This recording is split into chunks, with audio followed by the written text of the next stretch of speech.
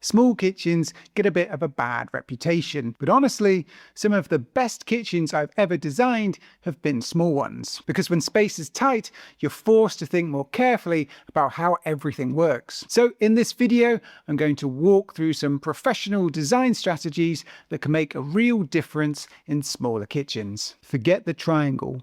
Focus on sequencing. I'm sure you've heard of the kitchen work triangle, the classic rule that the fridge, sink and hob should form a triangle so you can move easily between them. And in some kitchens, that works really well. But in small kitchens, especially a galley or a single wall layout, there often isn't a triangle. Everything ends up in a straight line. So instead of thinking about triangles, you want to think about workflow sequencing, a simple order that mirrors how you actually cook. Something like fridge, prep, sink, cook. Food comes out of the fridge, it moves to your prep area, maybe to the sink for washing, and finally towards the hob for cooking. And the most important element here is the main prep zone, as that's the space you'll use the most. If that area works well, the whole kitchen flows better. Multi-use zones. In larger kitchens, you'll often see everything separated into different areas. A baking zone, a coffee station, a cleanup or wet area. And that can be great. It's good to have dedicated use areas, but small kitchens simply don't have the luxury of completely independent dedicated zones, which honestly isn't a bad thing. But because of that, spaces need to work a bit harder and a bit smarter. Your main prep area might also become a place to plate meals, a landing spot for the groceries, or a quick breakfast serving area in the mornings. The key is keeping that space clear and flexible. Avoid filling it with permanent appliances or lots of decorative items. Because the more adaptable that worktop space is, the more useful the kitchen becomes. Worktop depths. Most people focus on how long their worktops are, but a lot of designers often play with the depth as well. Standard base cabinets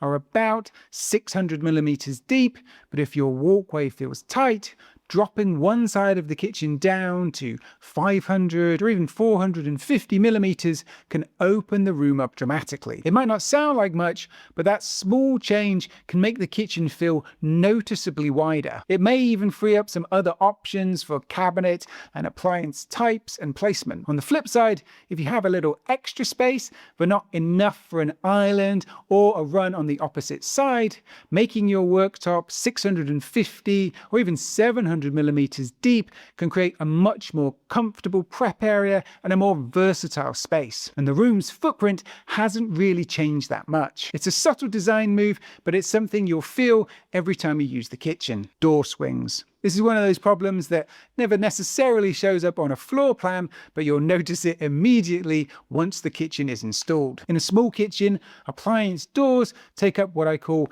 active space. For example, if your fridge door blocks the entrance or your dishwasher clashes with the oven, suddenly the kitchen becomes awkward to move around in. And sometimes you can literally trap yourself in a corner while things are open. So always check your clearances. And if you can't comfortably walk past an open appliance, it's usually worth rethinking its position or the layout. Because these little everyday frustrations are exactly the sort of thing that makes a kitchen feel poorly designed. Vertical storage.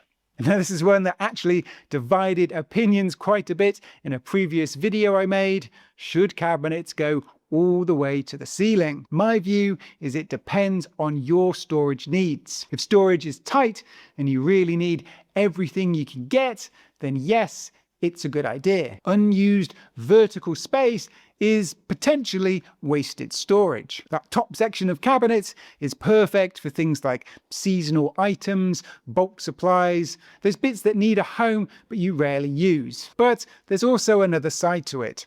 If you have storage elsewhere in the house, or you simply don't need that much cupboard space, taking cabinets all the way to the ceiling is not only not necessary, it's quite a costly choice. If you don't like the gap above them, I think boxing the cabinets in can actually look better, and it's often much cheaper. It removes that awkward dust collecting gap above the cabinets, and it can make the room feel taller and more intentional. Just remember one practical rule.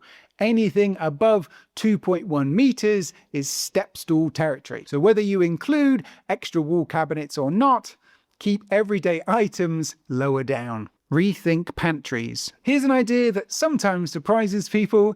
In a small kitchen, a standard 600mm wide tall pantry unit can actually be a mistake, because tall cabinets are countertop killers, and in a compact kitchen, worktop space is precious. Instead of one big pantry cabinet, I'll often recommend distributed storage. This is usually using wide, deep drawer packs, maybe even with internal organizers if you need them, and then using wall cabinets above for additional pantry storage. Yes, it's slightly less storage overall, but not by a huge amount, but you get to keep your worktop runs open. So this gives you more prep space or landing zones, which may be far more practical, especially in smaller kitchens. Now, obviously, if you've got the room to fit a 600mm wide pantry cabinet, then go for it, because they're fantastic. This is just something to consider if you're struggling to fit more tall cabinets in. You could also use things like slimmer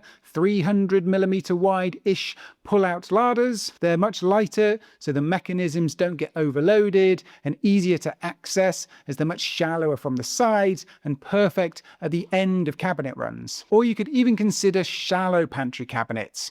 If you don't have the full 600mm depth available on one wall or area of the kitchen, a 300 or 400mm deep but full height pantry can be brilliant. It gives a huge amount of storage without eating into the room too much. And when it's shallow, nothing gets lost at the back, everything is right in front of you, which actually makes the storage much more usable. Drawers over cupboards. If you're still using lots of lower cupboards with doors, you're making life harder than it needs to be. You end up on your knees, digging around at the back, trying to find things. Drawers solve that problem instantly. They bring the contents to you. Everything is visible, everything is accessible. And in small kitchens, efficiency matters more. So wherever possible, drawers usually win. It's one of those tips that everybody says these days, but I do think it's one that is right and is one that's worth repeating. Maximize any infill. Don't let that awkward 150mm gap at the end of a run of cabinets become a useless filler panel, because that tiny space can actually be incredibly useful. For example, a 150 pull-out unit is perfect for oils, vinegars and spices, especially when it's situated right next to your hob where you actually use them. It could also work really well as an open space for tea towels, baking trays or chopping boards. It turns what would have been dead space into functional storage. Even if it isn't 150mm, maybe you've got slightly oversized fillers on both ends of your kitchen. Can you reduce them down slightly, still giving you enough for their purpose,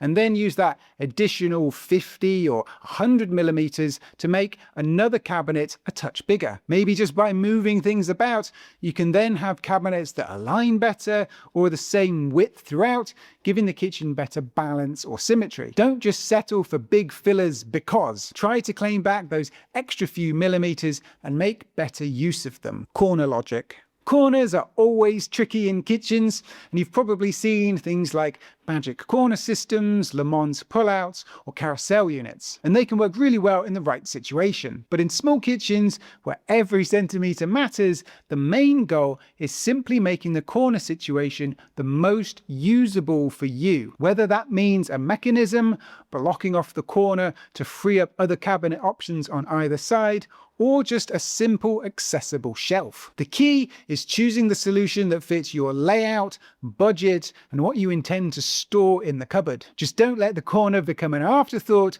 or a wasted space. In small kitchens, it's usually a sizable amount of space, so make it work the best way it can for you. Size appliances to the room. You probably don't have room for a 1.2 meter wide range cooker, so appliance choices need to be realistic. For example, a slim 450mm wide dishwasher still holds around 9 to 10 place settings, which for many households, that's perfectly adequate. And the extra 150mm of cabinet space you gain by not using a standard 600mm wide dishwasher may improve the layout or cabinet options elsewhere. Having integrated fridges also helps maintain a clean visual line across the kitchen, which makes the room feel larger, especially compared to freestanding models or big American fridge freezers that often stick out into the room, eating up more floor space. And if you really need more fridge space,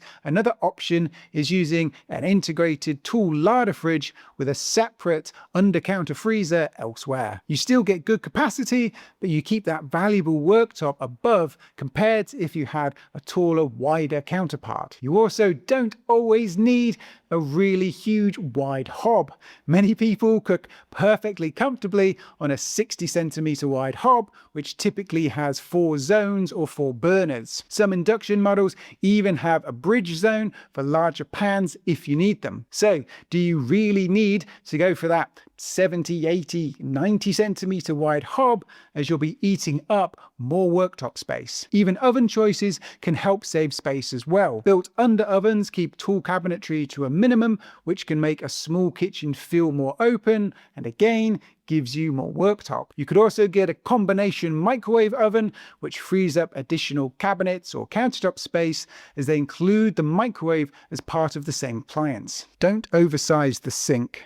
Large farmhouse sinks look fantastic, but in a small kitchen, they can eat up a lot of space. A proportionally sized single or 1.5 bowl sink is often more practical, especially if it works with accessories like oversing drying racks and chopping boards. That flexibility can actually make the sink area more functional. I'd also think carefully about built-in draining sections. If they're attached as part of the sink or cut into the worktop itself, that space is permanently dedicated to draining dishes. Using a removable drainer or a simple mat instead means you can clear that space when not in use and when you need it for other tasks. This gives you a more versatile and usable countertop overall. Small kitchens aren't a design limitation, they're just a smaller puzzle. Great design isn't about more square footage, it's about how the space works for the person using it. And sometimes smaller kitchens end up being the most efficient ones of all. So I'm curious, what's the biggest challenge you've had with a small kitchen? Is it storage, worktop space, or just trying to fit everything in without it feeling cramped? Let me know in the comments below. If you enjoyed this video, I'm sure you'll like this one, where I talk about different ways you can create extra counter space in your kitchen. As always, thank you so much for watching, and I'll see you in the next one.